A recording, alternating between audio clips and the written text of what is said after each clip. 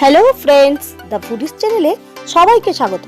বন্ধুরা, আজকে আমি খুব মজার একটি মাছের ডিমের রেসিপি নিয়ে এসেছি, যার নাম মাছের ডিমের কারি। মাছের ডিমের কারি বানানোর জন্য প্রথমে আমি এখানে কিছুটা পরিমাণ মাছের ডিম নিয়ে নিয়েছি। এবার এর মধ্যে দিয়ে দিলাম কুচনো পেঁয়াজ, নুন এবং তার সাথে দিয়ে দিলাম সামান্য হলুদ গুঁড়ো। এখন এগুলিকে হাত দিয়ে খুব ভালো করে মেখে দেব।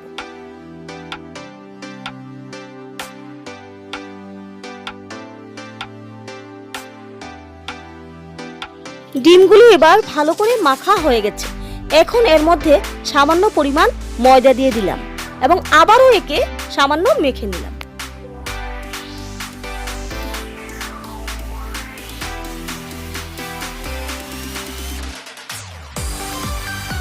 এখন কড়াইতে বেশ কিছুটা পরিমাণ সাদা তেল দিয়ে দিলাম।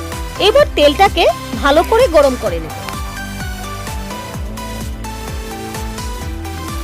তেলটা এবার গরম হয়ে গেছে। এখন এর মধ্যে সেই মেখে রাখা মাছের ডিমগুলো থেকে অল্প অল্প করে বড়ার আকারে তেলের মধ্যে দিয়ে দেব।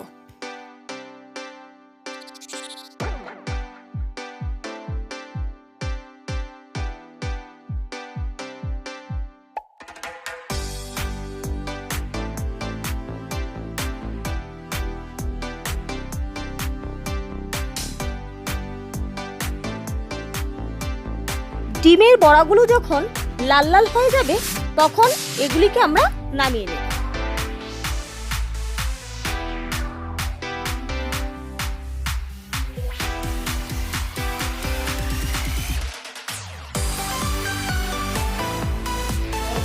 ডিমের বড়ার দু পিঠই খুব সুন্দরভাবে ভাজা হয়ে গেছে। এবার এগুলিকে নামিয়ে নেব।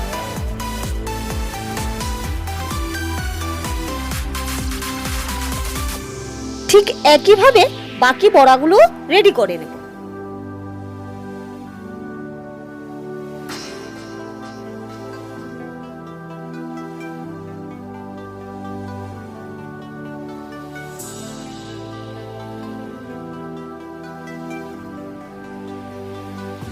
এইবার ওই ভাজা তেলেই টুকরো করে কাটা আলু দিয়ে দিলাম। তার সাথে দিয়ে দিলাম সামান্য হলুদ ও নুন। এবার এগুলিকে খুব ভালো করে লাল করে ভেজে নেব।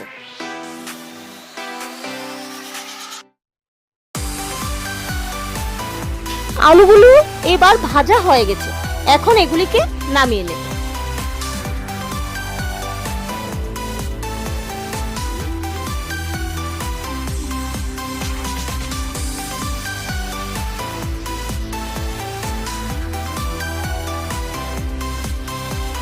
এইবার ওই তেলেই দিয়ে দিলাম এলাচ, দারচিনি, শুকনো লঙ্কা, তেজপাতা ও গোলমরিচ ফোড়ন।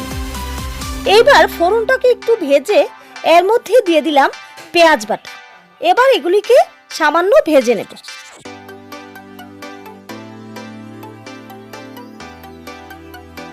পেঁয়াজটা এবার ভালো করে ভাজা হয়ে গেছে। এবার এর মধ্যে দিয়ে দিলাম আদা বাটা, রসুন বাটা, কাঁচা লঙ্কা বাটা, ধনে গুঁড়ো, জিরে গুঁড়ো, শুকনো লঙ্কা গুঁড়ো, হলুদ ও নুন। এইবার সবগুলো মশলা কিছুটা সময় নিয়ে ভালো করে কষিয়ে নেব।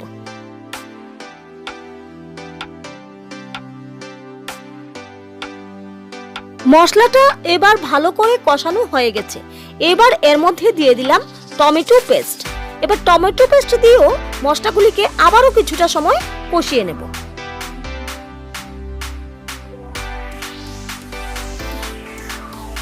এখন এর মধ্যে দিয়ে দিলাম কাজু বাদামের পেস্ট এবং বাটিটা ধুয়ে সামান্য পরিমাণ জলও দিয়ে দিলাম। এবার আবারও 1-2 মিনিট একে কষিয়ে নেব।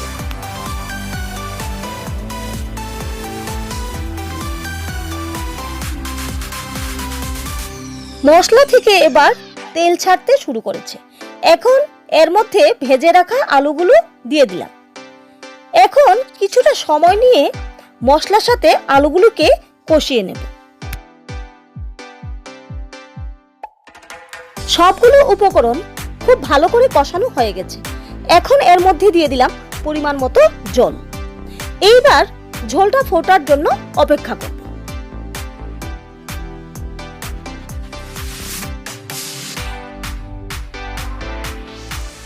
ঝোলটা এবার ফুটতে শুরু করে দিয়েছে। এখন এর মধ্যে ভেজে রাখা সেই মাছের ডিমের বড়াগুলো দিয়ে দেব এবং 10 মিনিট একে রান্না করে নেব।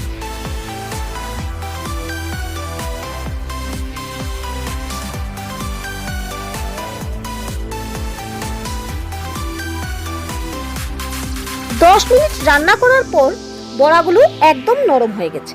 এখন এর মধ্যে গরম মশলার গুঁড়ো ছড়িয়ে দিলাম এবং সামান্য নেড়ে গ্যাস স্টিমটা বন্ধ করে পরিবেশন করার জন্য রেডি করে নিলাম সেই সুস্বাদু ও লোভনীয় স্বাদের মাছের ডিমের কারি। বন্ধুরা, আমার এই রেসিপিটি যদি ভালো লেগে থাকে তাহলে অবশ্যই লাইক, কমেন্টস এবং শেয়ার করবে। আর যারা এখনো পর্যন্ত আমার এই চ্যানেলটাকে সাবস্ক্রাইব করেনি তারা প্লিজ চ্যানেলটাকে সাবস্ক্রাইব করে দেবে।